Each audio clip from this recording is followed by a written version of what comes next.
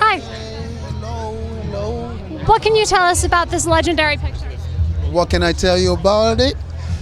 It's a fun film. It's Guy Ritchie, our director, who's a dynamic director.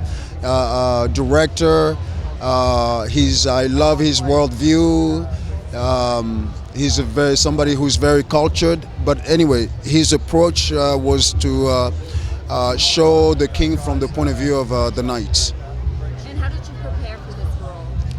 Well, I just mostly read about the Betty Veer, my character, and just needed to be somewhat physically ready. But other than that, yeah. Tell us how this, Yes.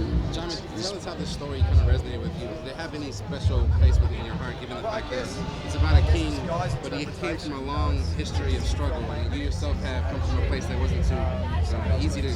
Well, I guess that's the part that most of us can relate to. This king, telling it from this perspective, most of us can relate to, and most of us can champion for a king, a person like that. But I came to the story when I was 15 years old, so I didn't really.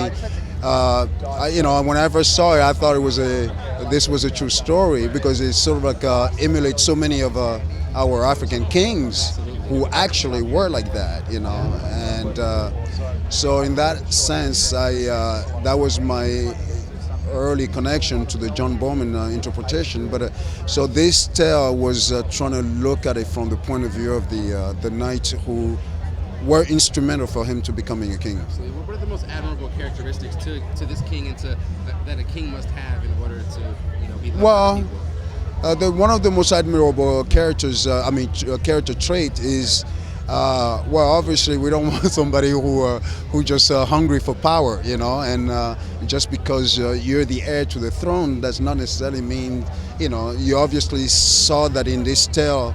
He was, reluctant to accept his destiny, as we call it, and so, and eventually he has to, man up to his responsibility. So that in itself, I think most of us can relate to that.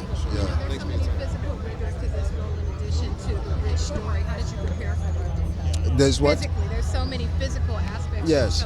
How did you prepare physically? Well, pretty much the same way as I prepare for most of other physical films that I make.